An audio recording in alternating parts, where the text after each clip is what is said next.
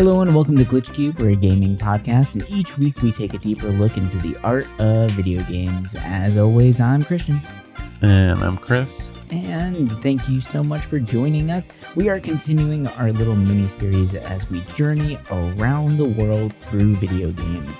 And our next stop on our trip around the world is South America. Now, South America has some pretty big heavy hitters when it comes to gaming, particularly Brazil. Brazil is actually huge with gaming, so we decided to make an episode purely on games and gaming culture coming out of Brazil. So we are trying to stay out of there for this episode, and we're going to be bringing you games from other parts of the country because there are some interesting ones out there for sure. Something that needs to be brought attention to, of course, like all these other games. But 2 weeks ago, we started this little journey going through Mexico, and that was really, really cool. So now we want to continue that, I guess, excitement, right? And just keep traveling and see where we end up next. Where we go after this, we have no idea. But for now, we're just enjoying the journey in South America.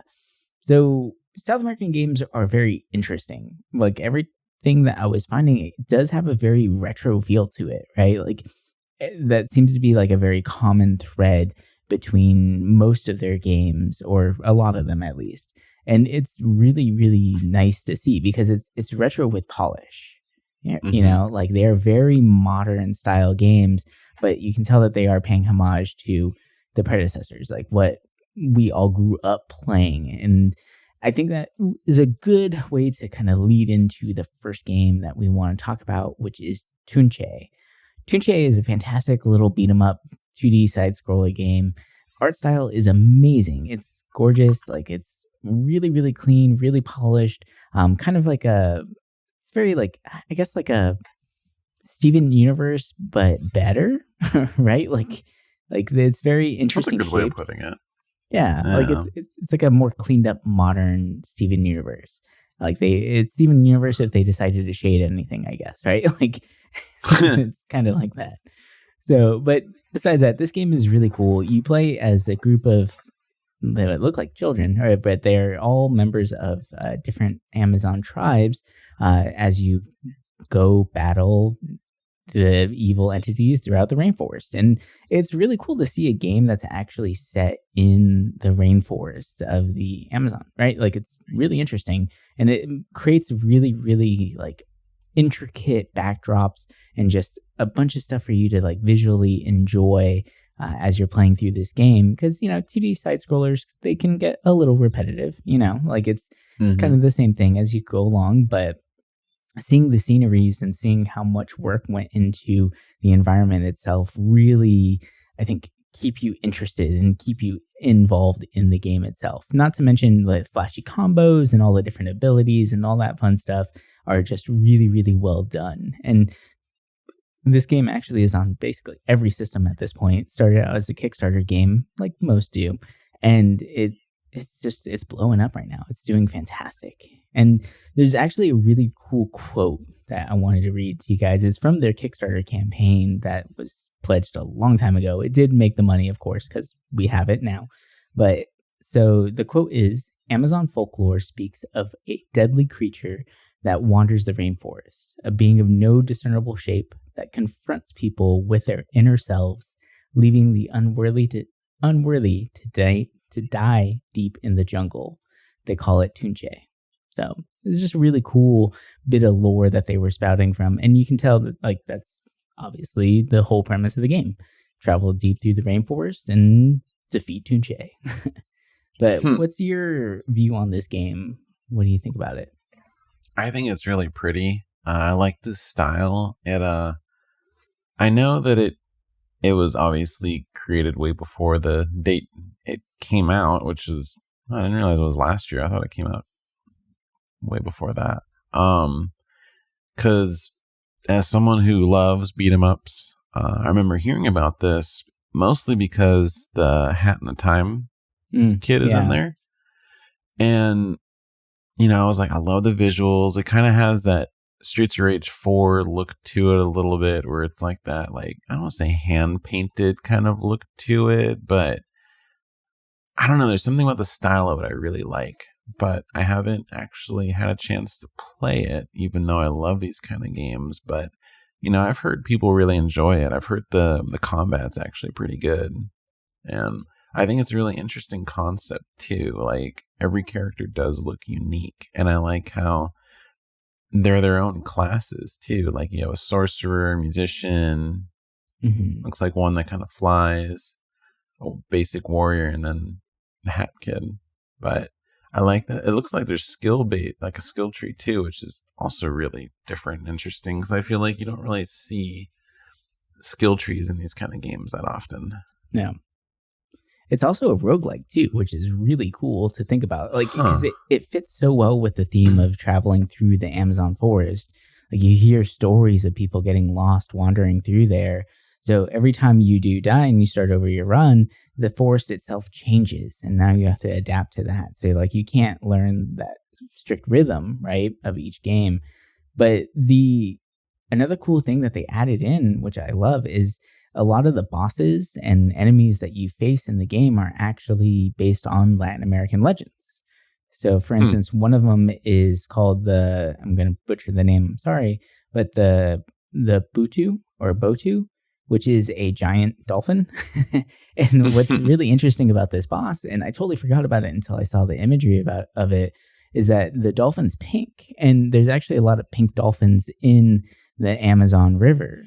And it's very, very interesting. Like, I don't really remember. Mm-hmm. Yeah.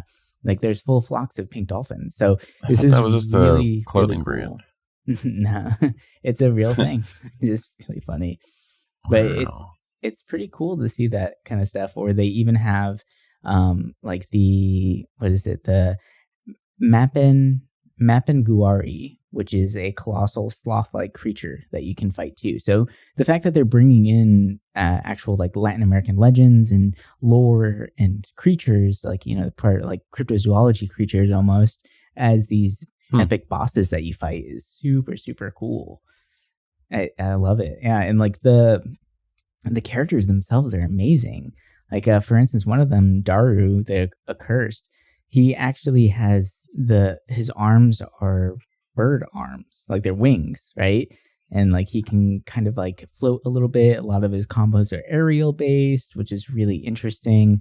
And I'm curious as to how he actually got that ability, but I guess he must have been like cursed by some sort of legend. I'm sure that there's some lore behind that, but it's really, really cool to see that stuff. That's really cool. Huh. Yeah. It's been a lot of fun. This is the more that I'm looking into it, and it's the great thing about this little series that we're doing is because like while this is a game that neither of us have played, I can tell you now, like, I really want to play this even more now than I did before. And I probably will now because of how interesting it actually is and how much work really went behind this title. And the fact that they try to keep it as true to lore as possible, where like even the characters themselves are like the makeup and the wardrobes and things like that are based off of, different Amazon tribes and stuff like that. So it's really, really cool. Yeah, I really love this series. I feel like, and not only am I learning about a lot of new games, but like doing all this research, and I know half the time we probably don't get to a lot of the games, like we kind of find out, but it's still like fascinating, like how much really comes from really everywhere all over the world, like places you wouldn't expect. It's friggin' awesome. Yeah, there's so many titles. So for the next one, this is a game that I was playing this pretty much right before Elden Ring, but it's just taking over everyone's lives. Yeah, I thought I was going to get sick of it within the first hour, but here I am 50 hours in, and I crave to play already. Yeah, 50 hours already. I took like 5 days off this past week. I was off because I wanted to play the damn game. That's more than a full-time job, man. That's impressive. I know.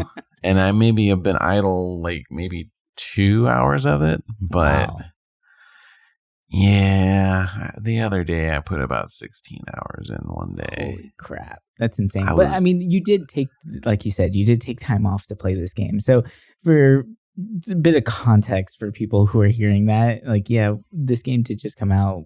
By the time this episode releases, we'll add another week to it. But the game's only been out for what, like 6 days? Or yeah. Yeah, something like that. So. It's almost a week. But like I said, you did, take time out of work specifically for this, which is really cool. I love that. I commend that. I don't know why either, because I mean, this is not the kind of game that I would do that for, like I would do that for maybe like a Final Fantasy game or something. And I was just like, you know what? Strategy. Like, yeah. I mean, that seems like a game you would definitely want some time off for to understand it. Yeah. But anyway, so before that, I was playing this game, and it is on Game Pass for all you out there that have it. If not, it is available, I think, on everything. I know it's on PlayStation because that's where actually I'm playing it. And it's also on the Switch, and it's called Cris Tales. It's a game made by Dreams Unincorporated, which are from Colombia. And the art style is really unique. It has this style to it that I don't think I've ever really seen in a game. Like, the art style is very bright. It pops. I don't know what kind of art style you would call that. Like, I'm trying to think of the right term for it. It's kind of like Art Nouveau. So yeah. If you see like there's a famous artist named Mucha.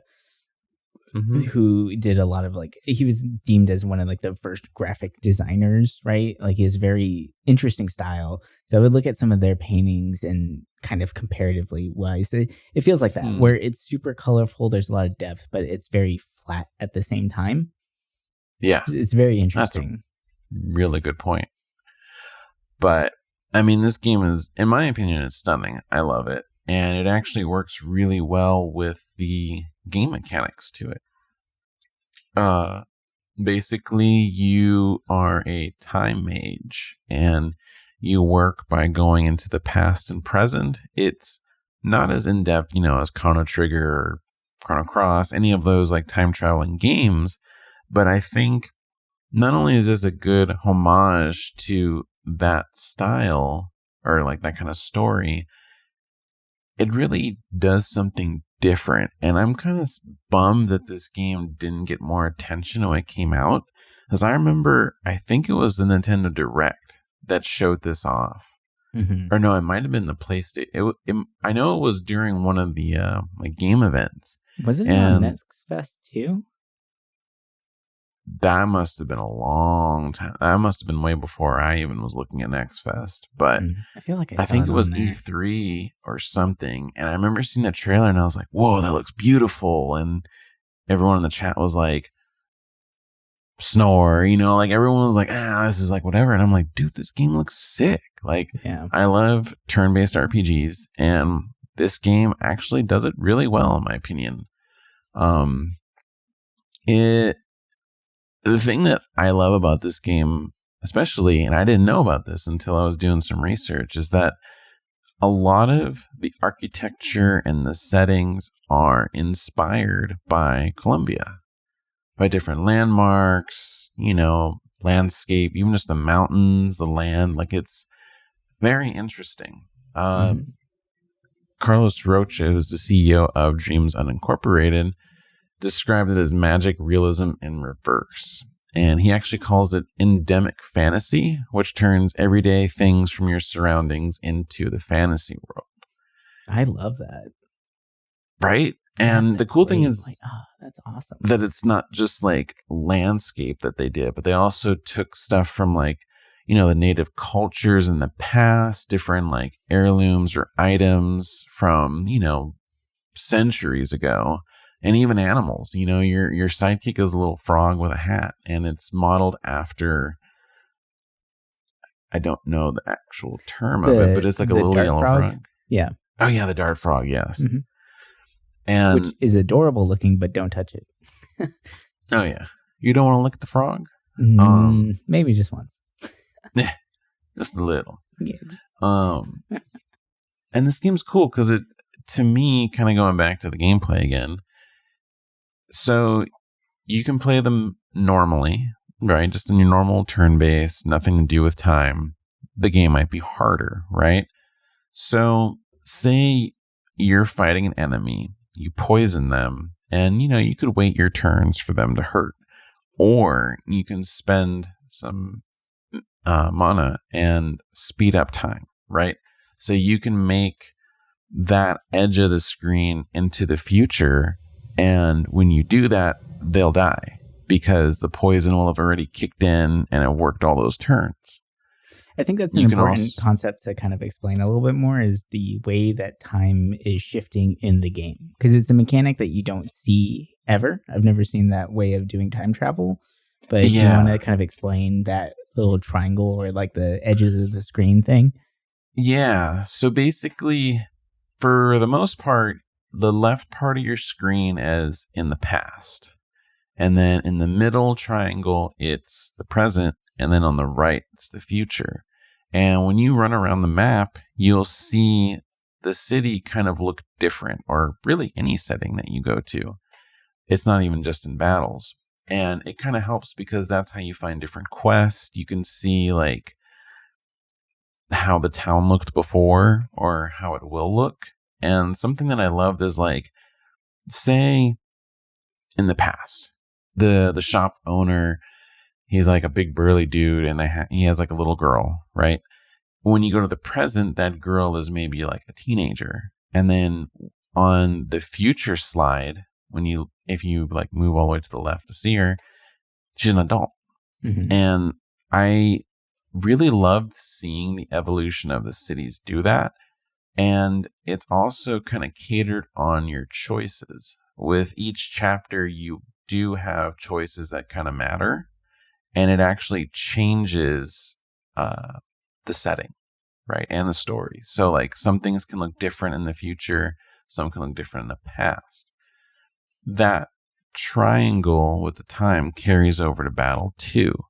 And basically you spend points by emphasizing, do I want to send these to the past? Do I want to send these to the future? And for the most part, you have to utilize that feature. Mm-hmm. I've only gotten maybe about 3 hours into it. So I haven't seen like how in depth it really gets.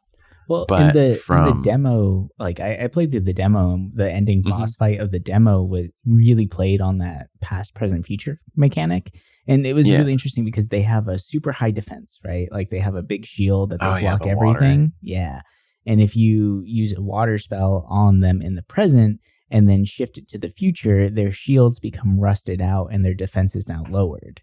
So it's really interesting to it's like playing 5D chess, right? Like you're thinking about what you can do now to affect the future, to change the way, right? Or like even if you go into the past, like maybe this warrior isn't as strong anymore because now they don't have the training that they went through, like. So they're like a kid or something. Like they're really weak. Right. So there's a lot of really, really cool stuff in there that they've included with this time mechanic, where it's not just as you're exploring the world, it's in combat too. And now you have to change your strategies up based on that. Because I can tell you now, if you just stuck in the present, you probably won't win this fight. It's not going to happen. Oh, yeah. But being able to actually manipulate time in that sense gives you it's basically finding that last puzzle piece, right? And like puts it all together. So it's really, really cool. And it is unfortunate that this game did not receive as much buzz as it deserves, because this is a mechanic that's new. It's fresh. It's a new take on the time travel, and it's done in a very, very clever way. Yeah, I was really surprised by it. It's not only flashy, but it has a mechanic that's new. It's different.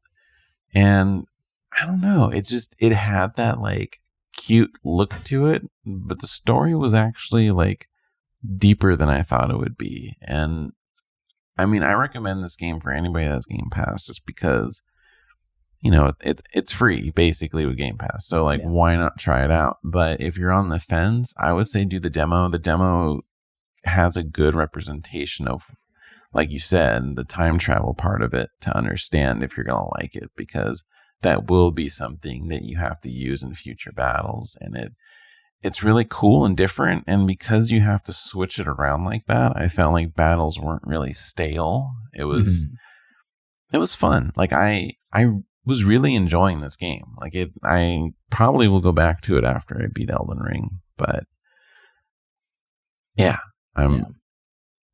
seeing these pictures, I'm like, damn, now I kind of want to just play a little bit. I know, it's gorgeous. And actually, there's one other thing too. It didn't just pull from the environment of Colombia. It actually got its name from a landmark in Colombia too.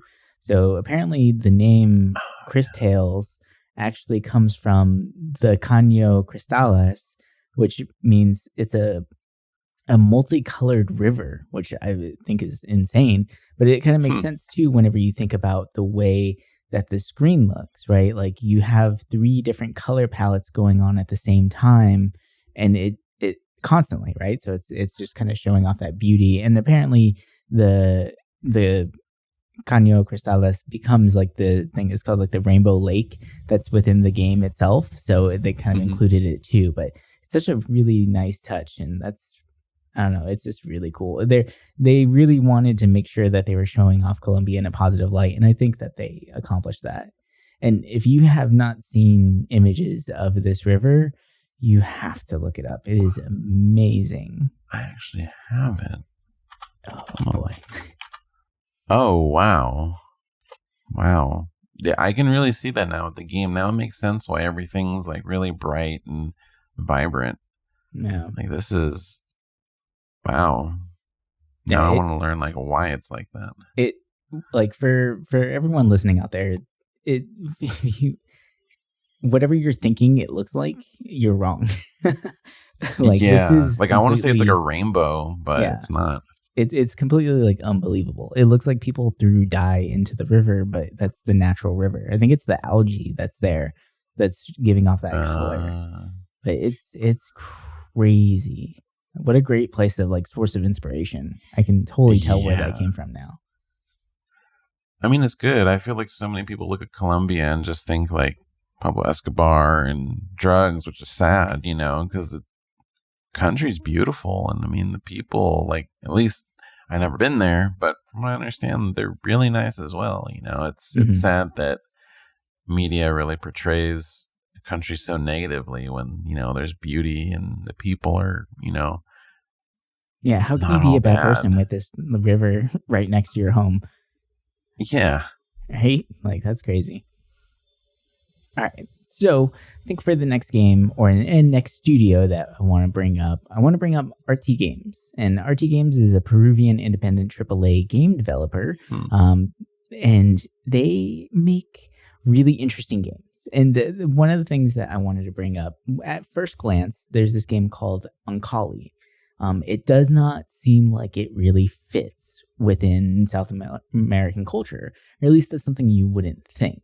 But whenever you actually dive into what it's about and kind of do a little bit of research on the country itself, it starts to make a little bit more sense. So the game itself is actually like the setting is Paris. So it's in France.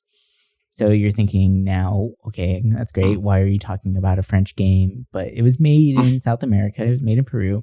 So we got to go back a lot in history. And this is kind of one of the amazing things and things I was most excited about when doing research on games like this, and especially ones from Mexico as well, is where they're pulling their inspiration from.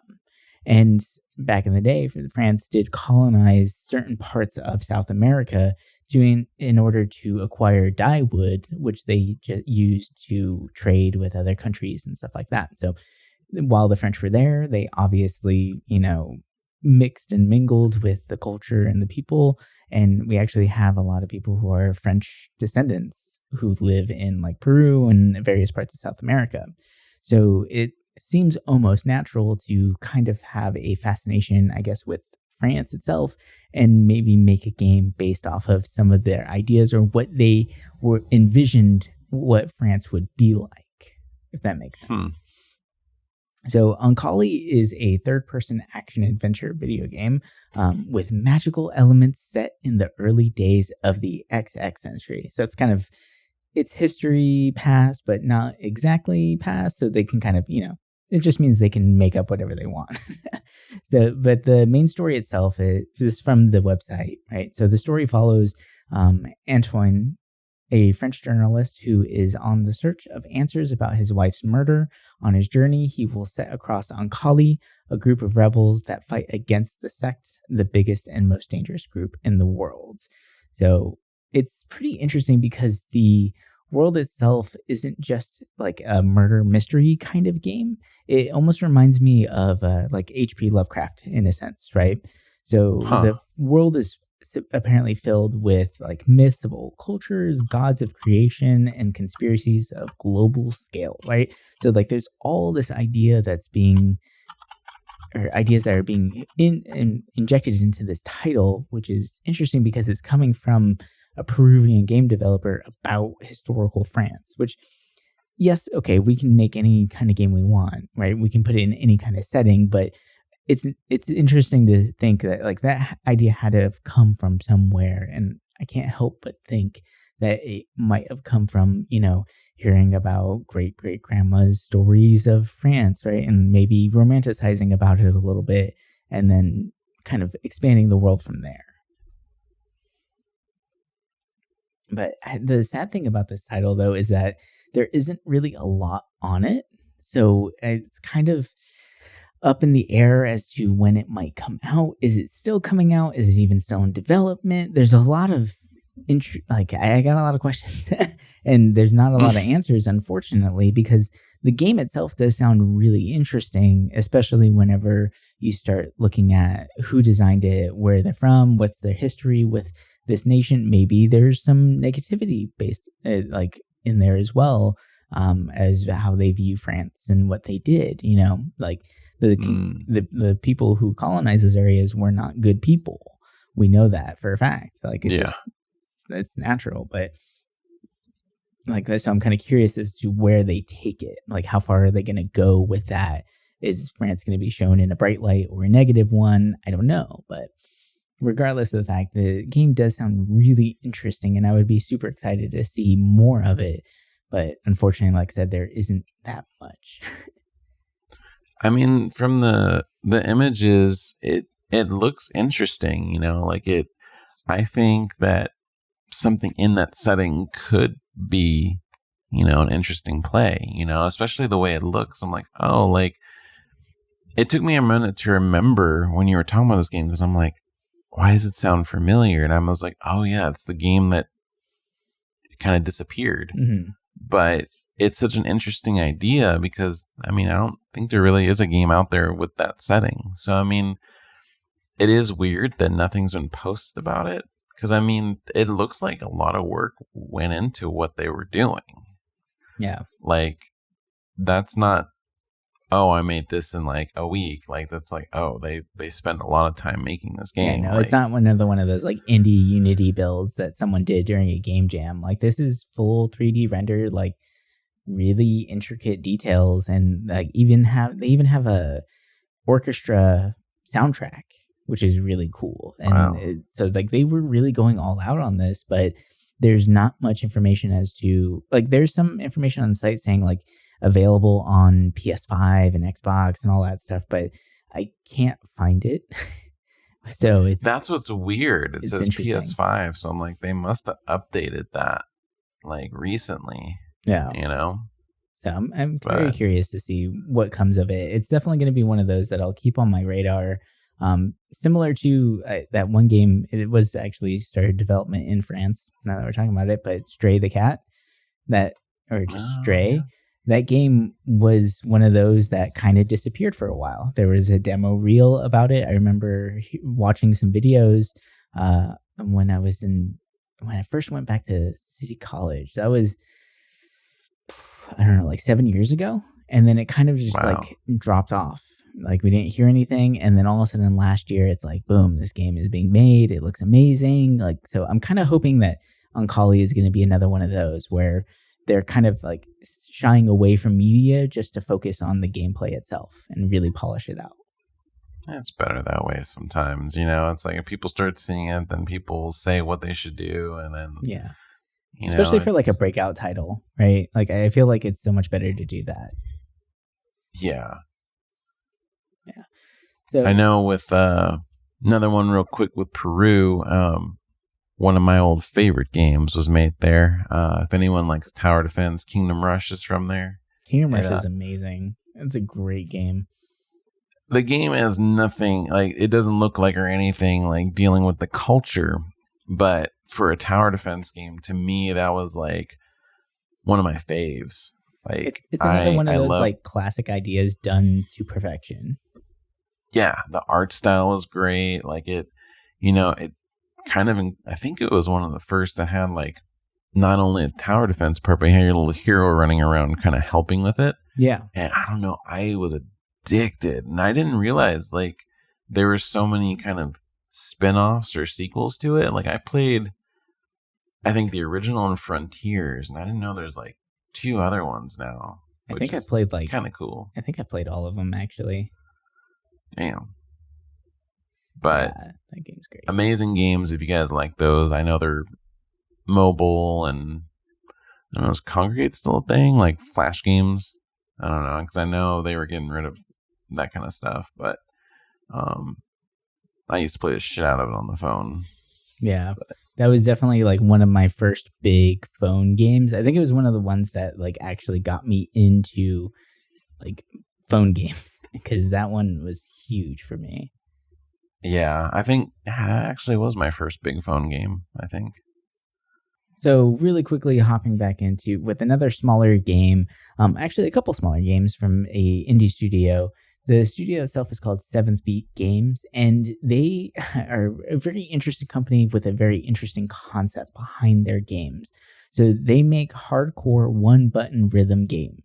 So all of their games are based off of just using one single button, but the art style is really, really great, super interesting, like just seems really fun to play.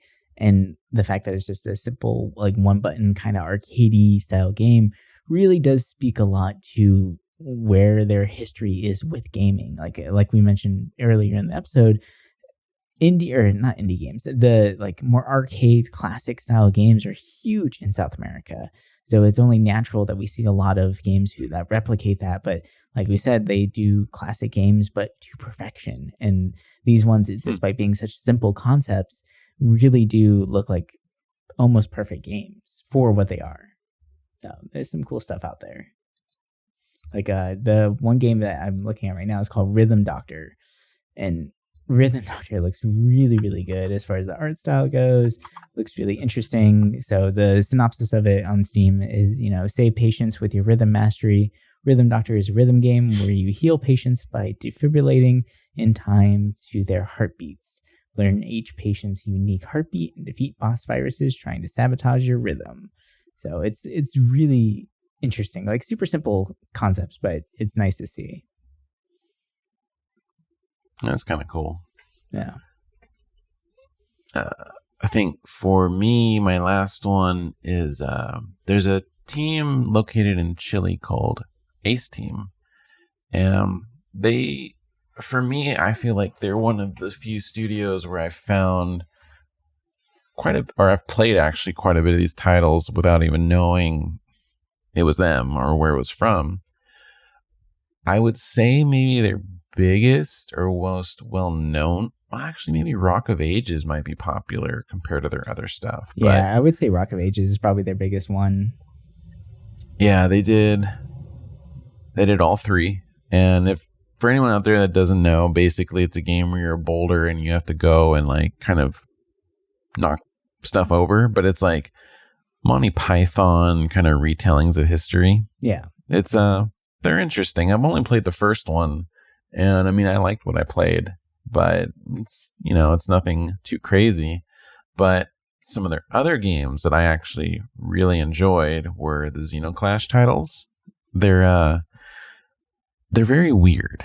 If you're interested in games that just don't really like, they're too obscure, obtuse, anything like that, like I would say those games would fit that perfectly. Like I don't know how to describe, like I beat Xenoclash, the original, and it's such a weird game that I can't even tell you really like what what happened or what it was. It's just the creatures are weird and the story is just like you're like in a dream world or something. And I heard the sequel is a little different in that regard. But I mean, they're usually pretty cheap on the computer, so if you guys want like a cheap game, I would say maybe grab it. I know that they're making apparently a third game to it, but it looks kind of different. Some of their other titles that I will go real quickly over. Abyss Odyssey was another interesting one. It's kind of like a side-scrolling, not really a beat 'em up. I feel like at times it was like a mild Metroidvania, a little bit like exploration. It has a very unique style to it. Apparently it was kind of inspired by like stained glass kind of look painting and cool stuff. So you see a lot of the character portraits look as if it's from like a stained glass. It was interesting. I played a little bit back in the day, like years ago, and I thought it was different, you know. And a title that I actually picked up maybe about a month ago that I didn't know was made by them was called The Eternal Cylinder. And it's kind of hard to describe it, but basically you start off as like a little creature and you got to go around eating other little creatures and try to survive the environment. Like it's Spore, right?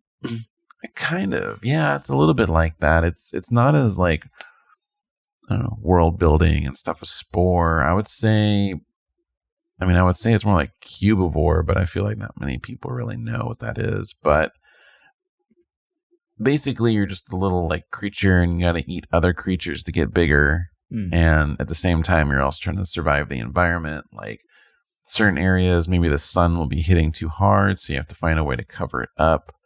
And as also, you're kind of leading the pack of other little creatures from your species to survival. And it's interesting. Like I played a little bit of it so far. I didn't get too far into it, but I like the idea and it's different.